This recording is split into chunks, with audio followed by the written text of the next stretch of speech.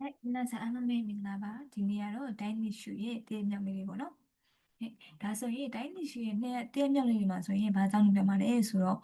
ခေတ်ကဆိုတာ皆さんအစီအစဉ်ပလန်ကိုပြောတာပါအစီအစဉ်ပလန်ကိုခေတ်ကကိုတတဲမရှိုးဆိုတာကြောင့်လည်း皆さんအစီအစဉ်ပလန်ကိုစောင့်လုပ်ကြရအောင်အစီအစဉ်ဆွဲရအောင်ဆိုတဲ့ခါမှာတော့ပါတယ်အစီအစဉ်ဆွဲရအောင်ဆိုတဲ့ခါမှာတော့ပါတယ်ဟဲ့ပြီးတော့ရှင်ထုံးစံအတိုင်းပဲအောက်ကပေါ့နော်အဲမိတဲ့ပွဲမရှိုးဆိုတဲ့ပေါင်းစပ်အောက်ကစလုံးလေးပေါ့ဟဲ့ အစ္ဆကုချစ်ဆိုမြင်စားတနေ့ရပါအိုတိုတိုနဲ့တူလို့ပါပဲသူဘေးမှာလည်းဂင်းဆောင်ကွန်မီလေးနဲ့ရေးပေးထားတယ်ပေါ့နော်အစ္ဆကုချစ်ဆိုတနေ့ကအိုတိုတိုတနေ့ကဟဲ့ပြရအောက်ကစလုံးလေးပေါ့နော်စက်ခီအိုတိုတိုဆိုတာလည်းမြင်စားမနေ့ရရဲ့တနေ့ရရဲ့အရှိရပေါ့တနေ့ရရဲ့အရှိရဆိုတော့ငငယ်နဲ့2 ရက်ကျော်3 ရက်မြောက်နေ့ဟဲ့ပြကြလို့ရှိရင်ဂန်ဂျစ်စုဂန်တန်ဆိုတာလည်းမြင်စားတလပိုင်းတရက်နေ့ကိုပြောတာပါဂန်ဂျစ်စုဂန်တန်တလပိုင်းတရက်နေ့ နှစ်ကုန်နှစ်ဆရဲ့ပေါ့နော်အဲ့ဒါပဲပေါ့နှစ်ကုန်နှစ်ဆတလပိုင်းတရက်နေ့ဟဲ့ပြီးကြလို့ရှိရင်ဒီဘက်စနေဆက်တော့ပါမယ်サクチスဆိုတာ皆さんမနေ့ကပါခီနိုနဲ့တူတူပါပဲサクチスမနေ့ကခီနိုနဲ့တူတူပါပဲပြီးကြလို့ရှိရင်ဒီဘက်ကစကလုံးနဲ့ကြတော့ခေယောဆိုတာဒီနေ့ပေါ့အဲ့ဆိုရင်ပြန်ကြည့်အောင်ဒီနေ့ကဆွေးရောပြီဆိုတော့မနေ့ကခါရောပြီサクチスခီနိုပြီးရင်တနေ့ကကြတော့ゲス曜日ကိုကြတော့サクチスおとといတနေ့ရဲ့3 ရက်မြောက်နေ့ပေါ့နော်ဒီမှာဒီနေ့3 ရက်မြောက်နေ့ဆိုလို့ရှိရင်サキおとといဟဲ့ဒါဆိုရင်သူကလည်းဒီလိုမျိုးရှိရဲဆိုတော့သူ့ရဲ့နောက်ကရက်တွေလည်းဒီလိုမျိုးပဲရှိမှာပေါ့နော်ပြီးတော့水曜日နောက်ကရက်က木曜日က明日明日မနေ့ပြန်ပေါ့နော်ပြီးတပတ်က金曜日ဆိုတော့အဆက်တဲ့တပတ်ကမှာတပတ်ခါရဲ့နောက်နေ့ကျတော့ရှေ့ဆက်တဲ့3 ရက်မြောက်နေ့ပေါ့နော်ရှေ့ဆက်တဲ့တပတ်ခါရဲ့3 ရက်မြောက်နေ့ကျတော့ရှေ့ဆက်တဲ့တနေ့ရရဲ့နောက်နေ့ကိုကျတော့စက္ကိအိုတိုတိုရေဒါဆိုလို့ရှိရင်ဂျောဂျိုရှော့ဂျောဆိုတာလေမနာစားလက်တလရဲ့ပထမဆုံးဆယ်ရက်ဂျောဂျိုရှော့ဂျိုလက်တလရဲ့ပထမဆုံးဆယ်ရက်သူကအဲ့လောက်အောင်မှတစ်လောက်မှရက်30ရှိတယ်မလားရှိရဆိုလို့ရှိရင်ပထမဆုံးဆယ်ရက်ဒုတိယဆယ်ရက်တတိယဆယ်ရက်အဲ့လိုမျိုးခွဲခြားနေတာမင်းလားဆန်တို့ကပထမဆုံးဆယ်ရက်ကိုကျတော့ဂျောဂျိုရှော့ဂျိုအလဲဆယ်ရက်ကိုကျတော့ချူဂျုံနောက်ဆုံးဆယ်ရက်ကိုကျတော့ကေဂျုံဒါဆိုရင်လက်ကိုရက်ကိုဘယ်လိုပြောမလဲလက်ကိုရက်ကိုဆိုလို့ရှိရင်ゲスマスလက်ကိုဟဲ့ပြီးကြလို့ရှိရင်ဒီမှာပေါ့နော်もっと上ましょうဆိုတဲ့စကားလုံးလေးပေါ့平日ဆိုတာ皆さんကြားရဲ့ပါ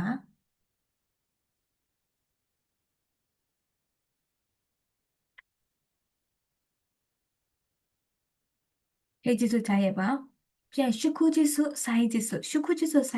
တာလေဘယ်လိုမျိုးပြောရလဲဆိုတော့皆さんအဲ့လိုမျိုးပြည်ထောင်စုနေ့တွေအမျိုးသားအထိမ်းအမှတ်နေ့တွေအဲ့လိုမျိုးရက်တွေပိတ်တယ်မလားအဲ့နေ့လို့ပြောတာပါအဲ့နေ့တွေမှာပိတ်တယ်ပေါ့အဲ့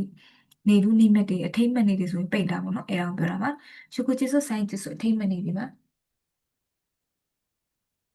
ပေးကြလို့ရှိရင်사쿠나ဆို皆さんမနှစ်ကပါ사쿠나ဆိုမနှစ်ကပါဒီမှာလည်းကွင်းစားကွန်မီနဲ့သူရေးပေးထားတယ်ပေါ့နော်ခောနာအစ်사쿠나ဆိုတစ်နှစ်ကပါအိုတိုတိုရှိနဲ့အစ်사쿠나တူပါပဲနော်ပေးကြလို့ရှိရင်အောက်ကစကားလုံးလေးပေါ့စလိုင်းနာဆိုရင်皆さんလာမယ့်နေ့ရဲ့နောက်နှစ်လာမယ့်နေ့ကို9လို့ပြောတယ်မလားအဲ့ဒါဆိုရင်လာမယ့်နေ့ရဲ့နောက်နှစ်ကိုကျတော့စလိုင်းနာဟဲ့အောက်ကစကားလုံးလေးပေါ့ဆန်းဆန်းကဲဆိုဆိုတာလေ皆さんပြီးခဲ့တဲ့လရဲ့အရင်လလွန်ခဲ့တဲ့2 လပေါ့အဲ့လိုပြောတာပါဆန်းကဲဆိုလွန်ခဲ့တဲ့2 လဟဲ့ပြီးတော့အောက်ကစကားလုံးလေးပေါ့ဆန်းဆန်းကဲဆိုလွန်ခဲ့တဲ့2 လဆိုလို့ရှိရင်ဆန်းဆန်းရှုအောင်လွန်ခဲ့တဲ့2 ပတ်ဟဲ့ဆန်းဆန်းရှုလွန်ခဲ့တဲ့2 ပတ်ဟဲ့ပြီးရလို့ရှိရင်စလိုင်းကဲဆိုဆိုတာလိုက်နောက်လကိုကျတော့ line ကဲဆိုလို့ပြောတယ်မလားအဲ့ဆိုနောက်လရဲ့နောက်လဆိုလို့ရှိရင်နောက်2 လမြောက်ပေါ့နော်2 လမြောက်ဆိုလို့ရှိရင်စလိုင်းကဲဆို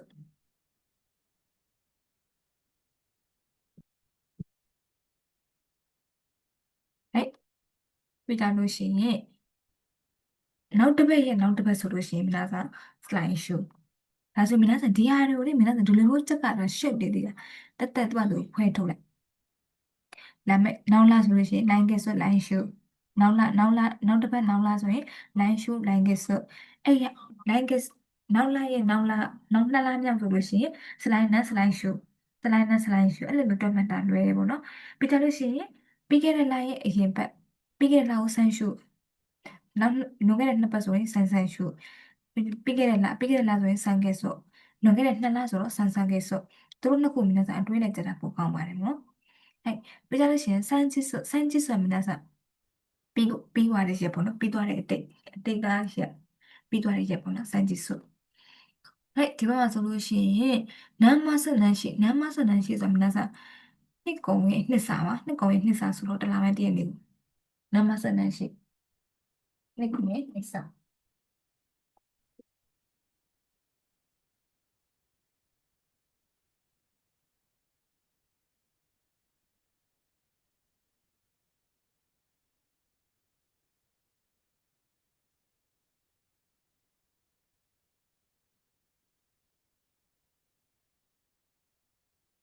ဟဲ့ပြကြလို့ရှိရင်ခုလေဆိုတော့မင်းသားစားနှစ်တစ်နှစ်ကုံဆုံးတာပေါ့နော်သူ့ကိုနေဝင်တဲ့ခါလဲသုံးနေဆိုပြီးမဲ့ခုလေဆိုတော့မင်းသားစားနှစ်တစ်နှစ်ကုံဆုံးသွားတဲ့ချိန်မှာလည်းသုံးပါတယ်ခုလေပြကြလို့ရှိရင် Q ကောက်ကိုတိုးလို့ Q ကောက်ကိုတိုးလို့ကျတော့9ရက်ယူတာပါ Q ကောက်ကိုတိုးလို့9ရက်ယူတာပါအားလည်းရကိုယူရပါတော့ပြကြလို့ရှိရင်ဒီမှာစကားလုံးလေးလုံးရှိတယ်သူတို့ကရောတိတ်ဆိုမှန်းစားအစီအစဉ်မှာအစီအစဉ် plan ကြိုတင်ပြီးစီစဉ်တာပေါ့နော်ရောတိတ်အစီအစဉ်ပြီးတော့ရှိရင်ဟိနိချီဆိုမှန်းစားရက်ဆွဲပါဟိနိချီရက်ဆွဲပြီးကြလို့ရှိရင်အောက်မှာကျတော့နှစ်တေဆိုအစီအစဉ်မှာ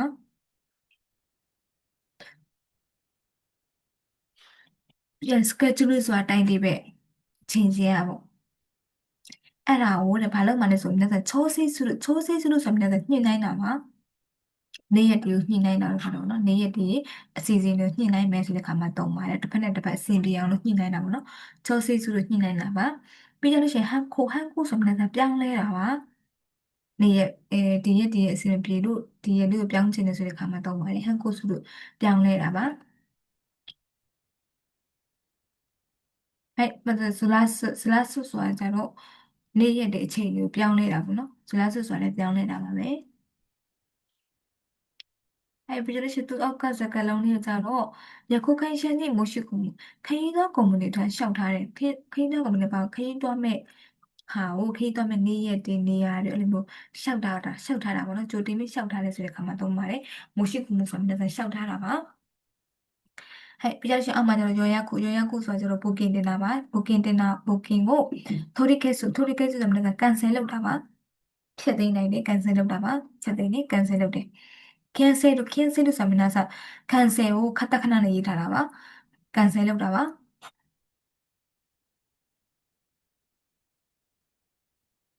ပြီးကြလို့ရှိရင်နိမိုဆိုဆွမဲတို့ကကျတော့အထုပ်ကိုတိတ်ထဲတာပါနိမိုဆိုဆွမဲတို့အထုပ်ကိုတိတ်ထဲတာပါပြီးကြလို့ရှိရင်အကစကလုံးလေးပေါ့နော်ခိုင်းခိုင်းเนี่ยခုဆိုတာမျိုးကပြည်ပခီးစဉ်မှာခိုင်းခိုင်းเนี่ยခုပြည်ပခီးစဉ်ပြီးကြလို့ရှိရင်နိဟခုမိကာတဲ့အွန်ဆန်နေခုနှစ်ညအိတ်သုံးညခီးပြီးရေမစက်ခီးသွားသည်ဆိုတဲ့အခါမှာသုံးပါတယ်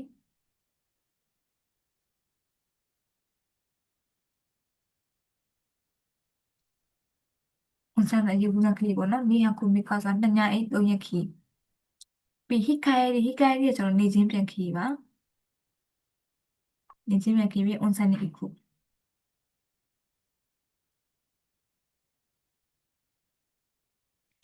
လျော့ကန်နီရှုခုအခုစုလို့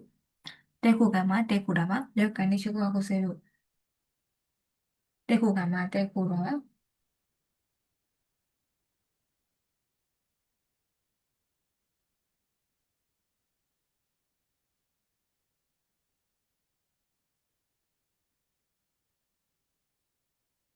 အဲ့ပြလို့ရှိဒီမှာကျတော့ခုခုနိုင်လေခုဆိုပြေးတင်ခွင့်ရစီမှာဒါဆိုရင်လည်းအချိန်ရမယ်ဆိုလို့ရှိရင်ဒီအောက်ကစကားလုံးလေးနဲ့ဖြည့်ကြည့်ထားလို့ရပါတယ်။စောင်းမရှိတဲ့ကျောင်းသားတွေဒီစာမျက်နှာတွေကိုစခွင့်ရှော်လေးရိုက်ပြီးတော့ကိုအားတဲ့ချိန်မှာပြန်ပြီးဖြည့်ကြည့်ထားလို့ရပါတယ်။ပြီးကြလို့ရှိရင်တော့ဒီမွန်တိုင်းနေပေါ့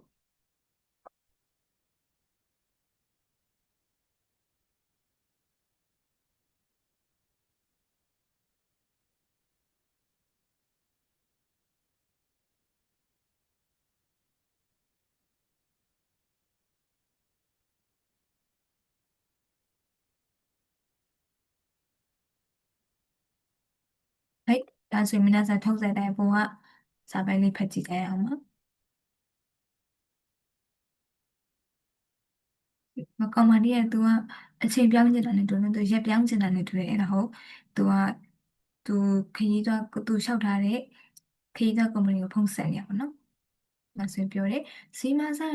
先日申し込んだ旅行の日程を変更したいのですがအာနာလည်းဆိုရင်မဲတဲ့ပြီးခဲ့တဲ့ရက်ကလျှောက်ထားခဲ့တဲ့ခရီးရဲ့အစီအစဉ်ကိုပြောင်းချင်လို့ပါတဲ့အာနာနာနဲ့နော်သူများကိုအာနာနာနဲ့ပြောတာပေါ့ရှစ်တိုင်းတော့ですがအောက်ကနေမင်းဟိတုကုတိုလေးမဖတ်ရသေးဘူးနော်ဒီနေ့ဟိတုကုတိုလေးကဘာလေးလဲဆိုတော့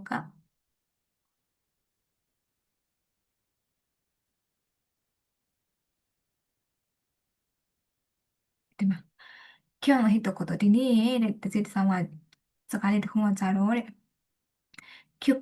暇を取って温泉に行きましょう苗ကိုယူပြီးတော့温泉သွားကြရအောင်တဲ့